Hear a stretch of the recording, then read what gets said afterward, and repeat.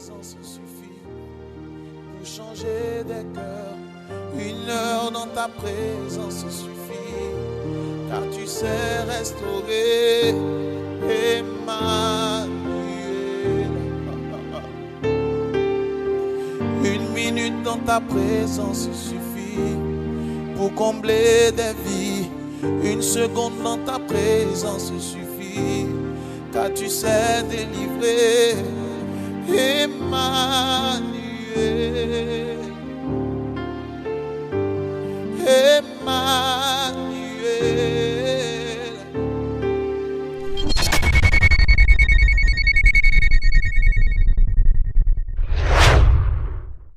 Nous sommes une vraie famille, la famille de Dieu.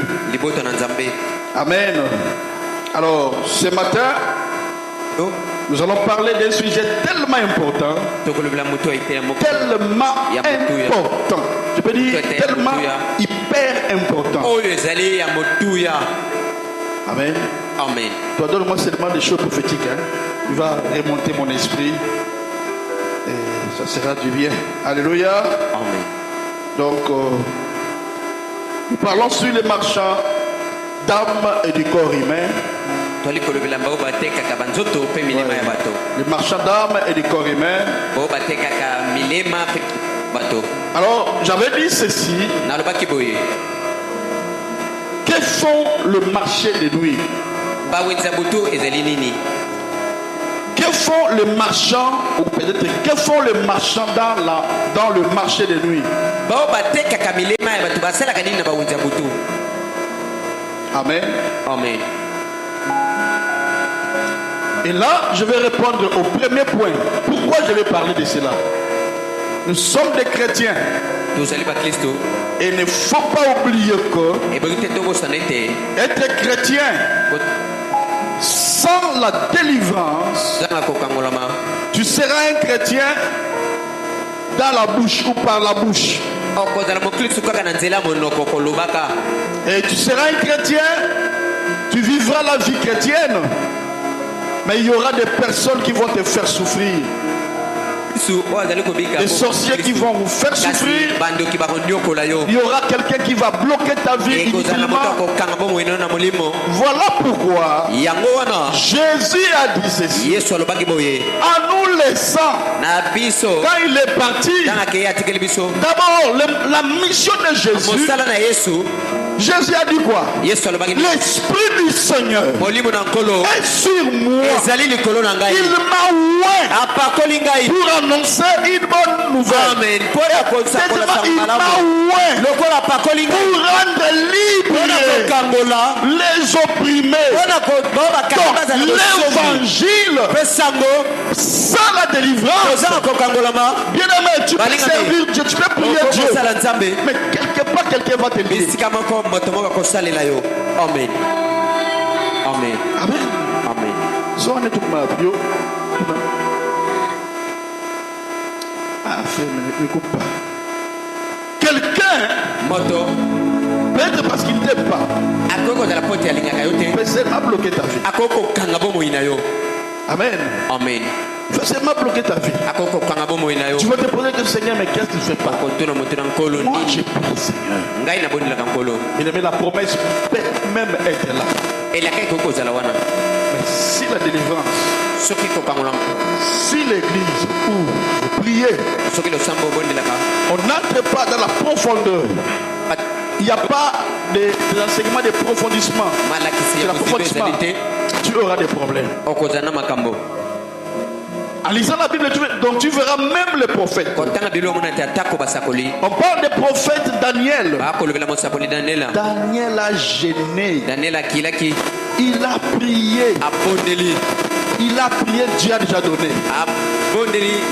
Mais la réalisation, c'est là où il y avait des problèmes. Et même Dieu a envoyé Gabriel. Bien-aimé, au sujet de délivrance, Gabriel ne peut pas. Et la Bible dit quand Gabriel est venu, il s'est combattu avec la loi des Perses et des Médès. Ce sont des esprits dans les lieux célestes. Il n'a pas pu. Il a seulement dit à lui que Dieu a déjà donné. Mais la Bible a dit Dieu a envoyé encore. Lisons la parole de Dieu. Nous sommes des enfants de Dieu. Et là maintenant Dieu a envoyé notre ange. C'est l'ange qui m'est apparu. Michel d'archange. Et quand lui vient, il vient pour la délivrer. Là c'est fini. Quand il est descendu, Amen. et du coup, Daniel a eu la solution. Bien-aimé, nous ne sommes pas des théologiens.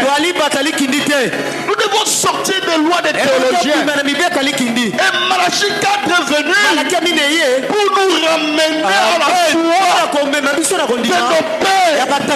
Nous devons retourner à la foi originelle. Depuis la Bible, les apôtres généraux priaient. Et quand Jésus est venu, il lui renvoyait libre des gens. Une église sans délivrance. Un sorcier peut venir ici. Il va commencer à vous Alléluia. Amen. Mais une église où il y a la profondeur. Non. Il ne saura pas. Amen. Amen. Voilà pourquoi Dieu nous a fait grâce. C'est une révélation. Ça, ce sont des révélations. Les Saint-Esprit peut révéler. Des choses que moi je vous ai prêchées là. Ce sont des révélations que seul Dieu peut nous révéler. C'est pour accomplir sa parole là où il dit un peuple sans révélation est un peuple sans frère. Il peut aller comme ça, il se cogne et puis c'est l'accident parce qu'il n'y a pas la révélation. Il a dit vous connaîtrez la vérité et la vérité vous rendra libre. Amen. Amen. Amen. Amen.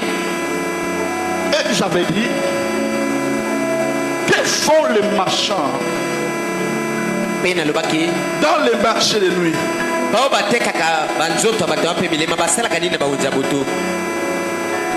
Très bien. Écoute-moi bien ici. Au premier point, il substitue l'homme par une chose. On peut te substituer par un popi. On appelle ça quoi? Poupée. Poupée, voilà. Parce que poupée, on dit poupée s'appelle José. Amen. Amen. Et là, chaque fois qu'on commencera à lier, on met une corde ici. Quand on fait comme ça, c'est la sœur José qui va commencer à souffrir. Non, je ne parle pas de José, je parle de José. Amen. Amen. Quand on commencera à lier ça, c'est la sœur qui va commencer à souffrir. Il y aura des étouffements, il y aura des maladies, il y aura des tensions. Mais qui fait ça? Quelqu'un a substitué notre sœur par une poupée. Et c'est comme ça que les sorciers opèrent. Que Dieu te libère, ma sœur. Amen. J'ai prophétisé. Je ne l'ai pas parlé pour parler. Mais je m'adresse à toi, ma sœur José. Le nom c'est José. José, hein? José. Que Dieu soit béni. Dieu te bénisse. C'est à toi que Dieu a parlé. Amen. Amen. Parce que pendant que je parlais des poupées, du coup je commence à voir. C'est comme ça qu'eux opèrent dans le monde. Amen. Ils n'ont pas besoin de te voir. Amen. Amen. Ils peuvent...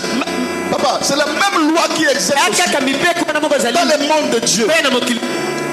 Vous allez voir que dans le monde de Jésus,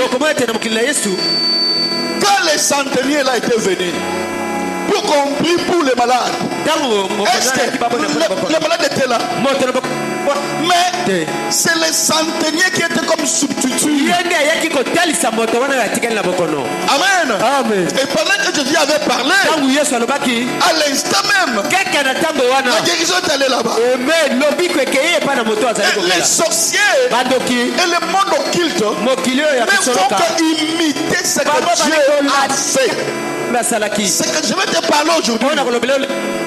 Nous sommes à la fin. Le mercredi, on va clôturer notre enseignement pour les marchands.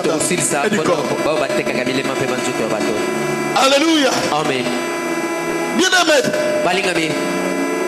qu'est-ce que les marchands font dans les marchés de nuit? Premièrement, ils sont là pour substituer les individus. Substituer des hommes et des femmes. Et puis quoi? Ils achètent leur âme. Amen. Ils achètent leur âme. Ils achètent leur corps. Amen. Qu'est-ce qu'ils font encore? Ils sont là pour pirater les informations dans la vie des gens. Oh non, les a beaucoup de fois n'a voyagé. Moi, je dois voyager. Et ils sont là pour pirater les informations. Ah, pasteur, là, je n'ai pas compris. Je vais t'expliquer. Tu vois des toiles araignées que tu vois. Tous les toiles araignées ne sont pas des toiles araignées. Deuxième chose, tous les mouches que tu vois dans ta chambre, ce ne sont pas des mouches. Tous les cafards que tu vois dans la maison. Voilà pourquoi moi, vous devez beaucoup prier pour moi. Ma particularité que Dieu m'amène, les sorciers ne vont jamais m'aimer. Amen. Et Satan ne m'aimera jamais. Parce que je suis en train de dévoiler. Là, tes délivrances ne viendra jamais si tu n'as pas eu l'information. Voilà pourquoi Dieu devrait envoyer les Saint-Esprit. Mais prophète Branham a eu l'inspiration. Si on commence par recevoir le Saint-Esprit, vous ne le recevrez pas. Voilà pourquoi Dieu l'a inspiré. Ne commencez d'abord par qu'est-ce que le Saint-Esprit? Pourquoi le Saint-Esprit t'est donné? Et connaissez pas comment alors les recevoir. Parce que s'il n'y a pas des informations, on peut dire soirée de délivrance, tu ne seras pas délivré. Amen. Parce que la connaissance va t'amener à ouvrir ta connaissance. Amen. Et la connaissance est un pouvoir. C'est une puissance. Voilà pourquoi la Bible dit l'évangile est une puissance pour quiconque croit. Mais ça ne viendra pas s'il n'y a pas la connaissance. Et c'est ça le but pour lesquels le Saint-Esprit est venu. Il va vous révéler des choses que moi je ne vivais même pas. Amen. Alléluia. Amen. Alléluia. Amen. Et voilà pourquoi frère Branham est venu. Et puis il est mort. Il a montré qui? Jésus. Donc, son message ne doit pas se limiter seulement à Branham. Le Saint-Esprit veut continuer à parler à l'église. Amen. Parce que chaque génération qui vient, il y a des défis qu'on doit affronter. Et le ministère prophétique, c'est un ministère qui fait rasseoir la parole, qui vient pour amener l'éclairage, pour éliminer les gens à la connaissance parfaite de Christ. Voilà la Bible dit. Par un prophète, Israël fut sorti. Par un prophète, Israël fut gardé. C'est par un prophète Dieu va te faire sortir. Alléluia. Amen. Des lois coutumières, des lois de famille, des lois de quartier, de l'esclavagisme. Amen. Et par un prophète God, tu seras gardé dans la parole. Et par un prophète que tu vas aller. Pasteur, là je ne comprends pas. Mais je dis bien la vérité. Parce que la Bible dit la parole ne vient pas chez un pasteur. La parole ne vient pas chez un docteur. Jamais. La parole ne vient pas chez un évangéliste. Mais la parole vient au prophète. Ce n'est pas au singulier. C'est pas seulement non. C'est au plié, au prophète. Et Dieu dit encore, il ne peut rien faire. Sans pour autant révéler ses secrets. Un serviteur, les pasteurs, les apôtres, non. Mais à ses serviteurs, les prophètes. Quand Dieu m'a dit que tu es un prophète, moi j'avais eu peur. Mais il m'a dit ceci. Chaque fois que tu parleras de ton ministère, moi je vais t'utiliser. Mais si tu as peur, le mouvement liturgique de Branham, c'est ce que Dieu m'avait parlé. Il dit parce que le branhamisme, c'est comme l'eau qui coulait. Et quand Branham est parti, ça n'a pas continué. Alors que Dieu doit continuer. Parce qu'il est le même. Aujourd'hui avec Branham et éternellement avec nous. Amen. Amen. Jésus. Alléluia. Amen. Dieu doit continuer à parler. Et si je mettais ces mains là pour lire frère Branham, il y a des choses que toi tu as besoin que Branham n'a pas dit. Alléluia. Amen. Voilà pourquoi Dieu n'aime pas les paresseux. Dieu aime les audacieux, les courageux. Tu ne verras personne dans ce message. Il parlera comme moi je parle.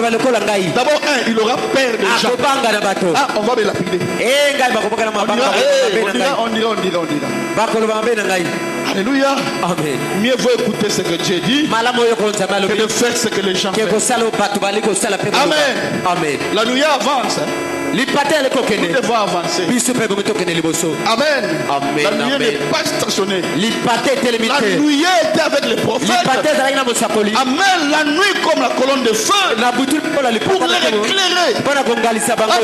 Amen. Mais pendant la journée, c'était comme la colonne de nuit. Amen. Et frère Branham dit, c'était une révélation. C'est la parole que les prophètes devrait exprimer à son peuple. Amen. A rencontré Elohim au champ de Mamré.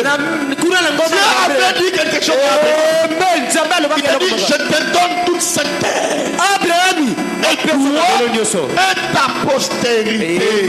A commencé par d'ici jusqu'à vers là-bas. Amen. Donc Dieu veut que nous puissions aussi voyager.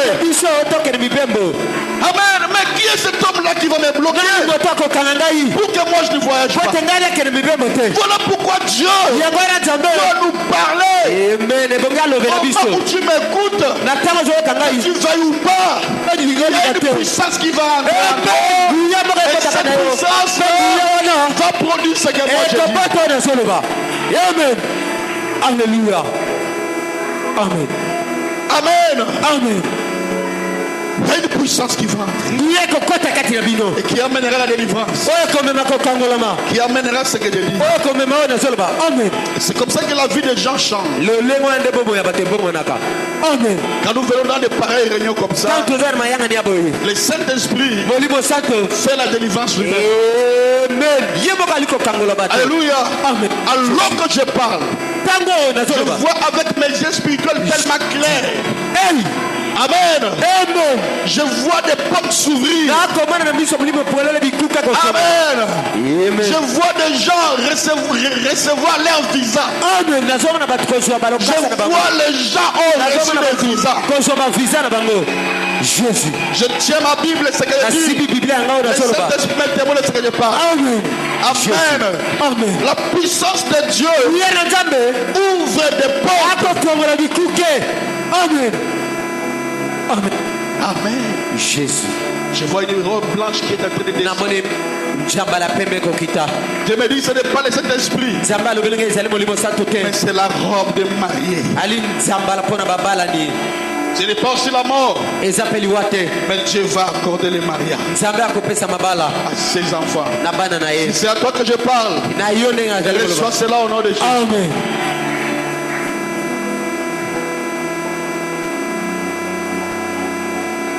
Alléluia. Amen. Si je continue comme ça, je ne vais pas enseigner. Que Dieu m'aide à basculer le mode prophétique au mode pastoral, au mode apostolique pour essayer à enseigner.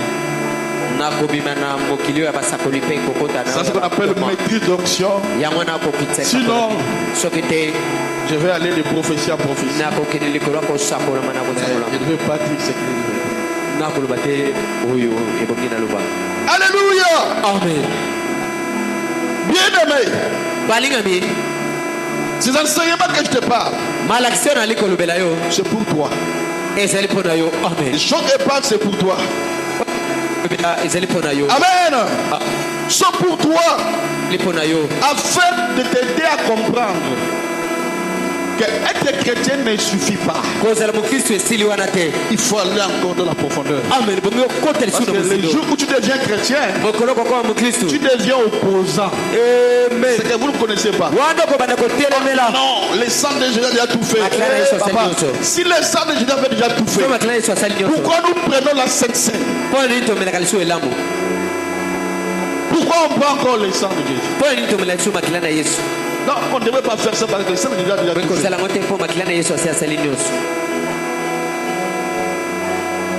Alléluia. Amen.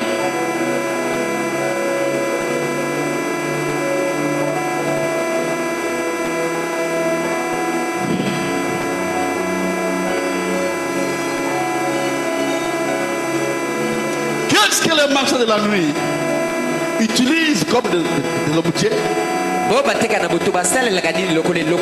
Des substitutions. J'ai parlé des poupées, mais je vais parler vraiment de la chose qu'eux utilisent beaucoup. La première des choses qu'eux utilisent pour prendre ta vie, pour bloquer ta vie, pour te donner des maladies, c'est que la chose qu'ils font la première, c'est que Dieu me dit, ce sont nos vêtements. Bilamba. Les vêtements. Dis avec moi les vêtements. Les vêtements. Les vêtements. Écoutez, nous sommes dans une assemblée ou dans une église prophétique. Quand je dis de faire quelque chose, qui était là quand je parlais de frère Abed? Et pourquoi je me connectais à Abed? À cause de quoi? À cause de ce qu'il avait fait. Bon, qui me voyait dans la vidéo, bien. Regarde ça bien. Est-ce que moi je l'ai regardé? Je l'ai regardé. Bien, moi j'ai regardé. Je ne l'ai regardé même pas. Comment moi j'avais su que lui avait regardé? Et j'ai même dit non, tu n'avais pas fait ça comme ça. Tu touchais comme si, et puis tu montais. Quand il a fait ça, mon esprit s'est connecté à celui-ci. Amen. Amen. Quand on dit de faire quelque chose, fais ça bien. Alléluia. Amen. La première des choses que le monde de ténèbres utilise, ce sont le vêtement. Amen. Amen. Les vêtements. Donc la première des choses que le diable utilise sont les vêtements. Je parle des vêtements, les habits, les sous-vêtements et tout ce que toi tu utilises pour te couvrir. Les vêtements. Amen. Amen. Soit les sous-vêtements, les vêtements, les sous-vêtements. Amen. Amen. Ou sur-vêtements. Tout ce sont des vêtements. Alléluia. Amen. Dans le marché de la nuit, dans les marchands d'âmes et du corps humain, les sorciers et les magiciens, les occultistes utilisent beaucoup plus souvent l'élément numéro 1, les vêtements. Parce que vous allez voir que dans les envoûtements, on peut envoûter par les poupées, mais peut-être ça ne marchera pas. On cherchera l'empreinte de ton corps. Alors l'empreinte de ton corps, c'est là qu'on va demander même à une souris d'aller ronger les sous-vêtements, ou bien bilamba ya moana, ou bien couche ya moana, ou bien cinglé ya moana, quelque chose, ou bien ya yomoko. Tu vois qu'on a rongé ça. Ce n'est pas la souris, c'est un envoyé diabolique qui est venu pour accomplir sa mission. Ça va? Amen. Ça va, hein? Amen. En tout cas, parce que j'ai beaucoup à donner, mais il faut que je sois vraiment calme. L'onction est là. Donc, on donne ça comme ça. Là, moi, je parle. Alléluia. Parce que Dieu veut que nous puissions être bénis. Dieu veut. Quand tu liras la Bible, tu vas voir que entre Abraham, nous sommes bénis par notre Père. Et nous sommes de cohéritiers avec Christ, mais par Abraham. Alléluia. Amen. Dans les camps, ils utilisent des vêtements. Dans leur marché de nuit, ou dans leurs transactions spirituelles, ils utilisent les vêtements. Mais quand je lis bien la Bible, j'ai aussi compris que c'est la même loi aussi. Il existe aussi dans la transaction de l'onction avec Dieu. Le Seigneur Dieu a utilisé aussi les vêtements. Et il utilise les vêtements. Amen. Donc il est donc logique, parce que le diable ne sait qu'imiter. Il est un tricheur, parce que lui ne peut pas créer. Alors il dit seulement des choses que Dieu fait. Amen. Amen. Afin de conduire le peuple de Dieu loin de Dieu. Mais maintenant Dieu veut reconquérir ses enfants en leur donnant la vraie version des choses. Et si tu me suis bien attentivement, aujourd'hui ou mercredi, tu vas dire mais les sorciers nous trompent. Toi-même tu as le pouvoir de trafiquer mais en bien. Mais là maintenant ça ne veut plus trafiquer mais comme utiliser, travailler en bien. Alléluia. Amen. Je vais d'abord expliquer. Dans les actes des apôtres, on a vu la même chose que le diable fait. Acte 19. Dans Acte 19, on dit, verset 11 à 12. On dit quoi? On dit, Dieu faisait des miracles extraordinaires par les mains des pauvres, au point qu'on appliquait sur les malades les linges ou les mouchoirs ou un morceau de vêtements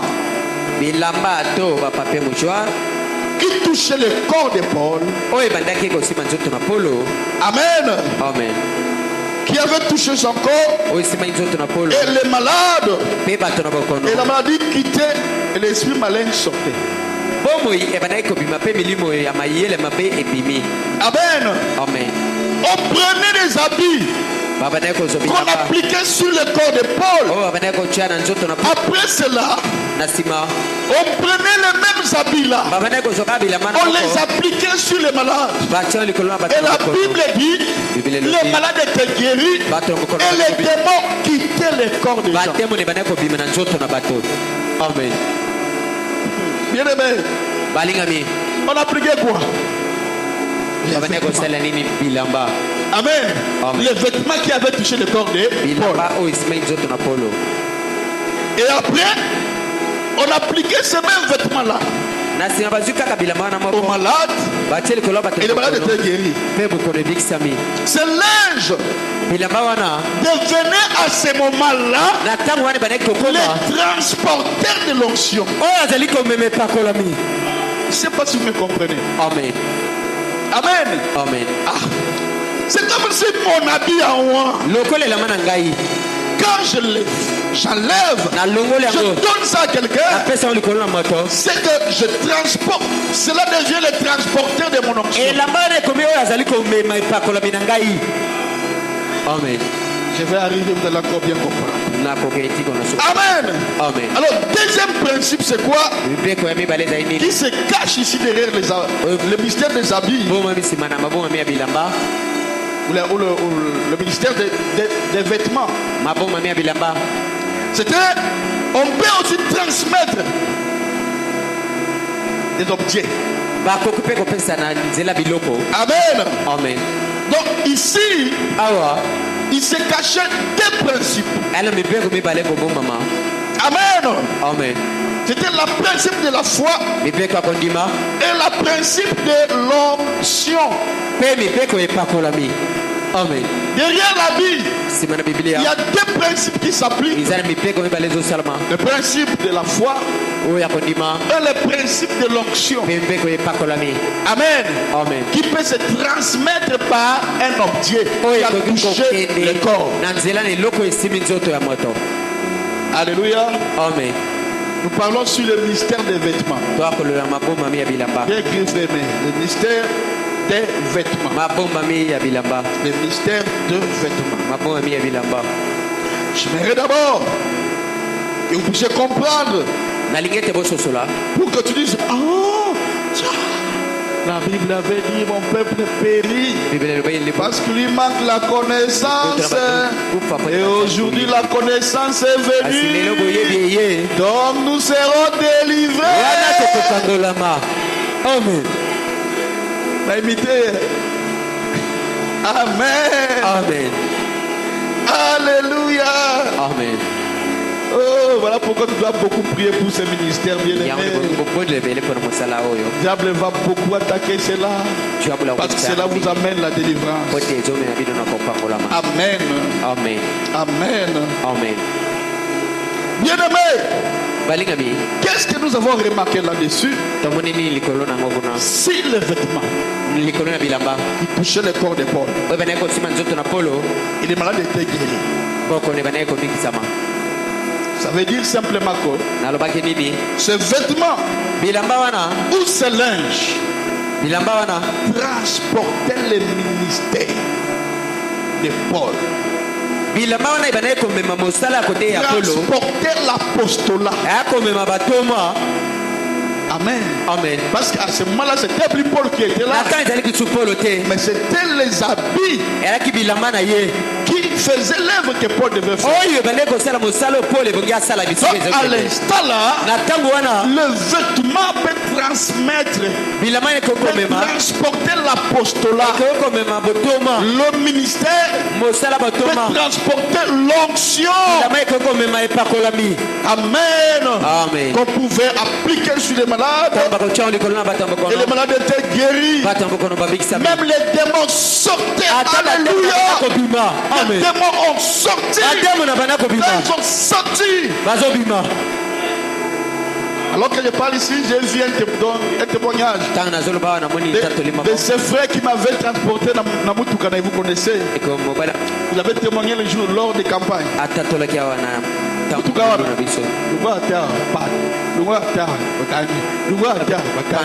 Toujours les begin tomber en panne. Imaginez vous donne la sorte de mouton. Et vous faites le bichimot. Frère Malonga, frère et bébé. On était dedans, maman s'arrête là. Moi j'étais là, Benjamin, j'ai constaté le Seigneur. Parce que elle, sa foi c'est moi. Parce qu'elle regardait comment moi j'agissais. J'avais fait quoi? Derrière nous, Moutouka Mokwa Mounene Ezoya. Cargo. Ezoya Nassi. Qu'est-ce que moi je faisais? J'ai chanté. Comment ça chanter? Et tu t'es pas dit. Moi j'ai chanté. J'ai chanté. Et ma femme quand elle m'a regardé, elle dit Jésus est dans la barque. Jésus est dans la barque. Jésus est dans la barque. Jésus est dans la barque. Je ne comprends pas aujourd'hui, mais je sens aussi l'onction de guérison qui vient, l'onction de prophétique. Amen. Donc je ne sais pas comment je vais me séparer de ça. Je ne sais pas comment je vais me séparer. Mais je le sens maintenant. Alléluia. Amen. Seigneur, j'aime ça. Et nous ici, nous aimons ça. Amen. Jésus. Gloire à l'agneau. Amen. Amen. Amen. Amen. Et seulement comme j'étais là, j'ai dit frère, ne te panique pas. Arrête-toi. Arrête-toi. Arrête-toi. Et frère, et j'ai arrêté. Et s'arrêter boy. Jésus. Dans l'école, il y a surtout mon toit liberté. Amen. Et comme j'étais dedans, à partir de ce jour-là, Moutoukawana et Polawana, et Bella exulté. Et ils doivent pas je pense que j'avais témoigné ça ici. Oui. Et puis à cause de ça, c'est pas parce que j'étais dedans. Moutouka et Bongi. C'est vrai que en bon état. J'étais dedans. Ne agis Moutouka Moussou Sika. Ne avait Koumakina Mokolo ya campagne. Amen. Jésus. Amen. Amen. Oh Jésus. Mais quand Frère Branham parle sur les choses de linge, Branham a dit ceci. Il dit, je crois que apôtre Paul se référait à ce qu'Élisée avait fait. Il avait pris la canne. Il a donné ça à Géasi pour qu'il parte appliquer à l'enfant. Il dit, mais la foi de cette dame-là, ce n'était pas que Élisée parle. C'était que Élie lui-même. C'était Géasi.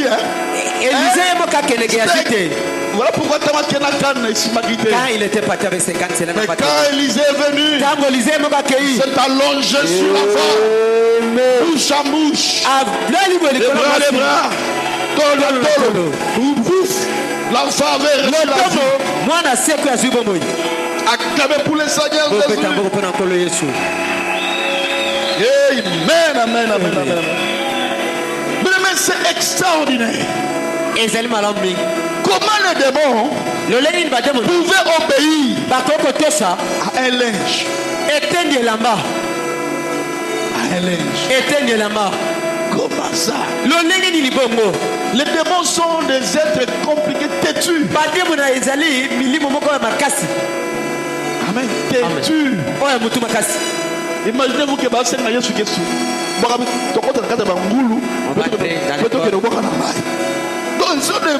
sont compliqués. Mais extraordinaire. Ils ont obéi à Naelamba Yambutu. Batosi na bitende ya bilamba. Amen. Amen.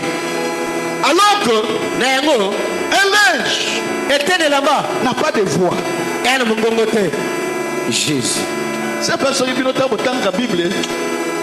Tu auras la joie. Donc quand on lit la Bible, là, donc c'est comme si on mange. Vraiment ça. C'est comme ça quand on lit la Bible. Alléluia. Donc tu communiques avec Dieu. Amen. Les linges n'ont pas la voix. Mais c'est pas les linges qui appliquaient. Qu'on avait appliqué sur les ouins. Transporter le ministère des ouins. La Bible porte un ouin. Un ouin peut laisser les empreintes de tout ce qu'il va toucher. De son onction. Amen. De prendre ce même eau comme ça, je le touche comme ça, je te donne. Tu prends, tu es guéri. Et toi, tu peux prendre ça. Ça n'aura pas des effets. Pourquoi? Parce que moi, je donne que ce que j'ai. Amen. Amen. Amen. Amen. Oh, gloire à Dieu. Cela veut transporter l'onction de ouin et la voix de ouin. La Bible avait transporté l'onction de ouin et la voix de ouin. Alléluia. Amen. Alléluia. Amen. Oh. Que Dieu soit béni. Et je vais vous dire,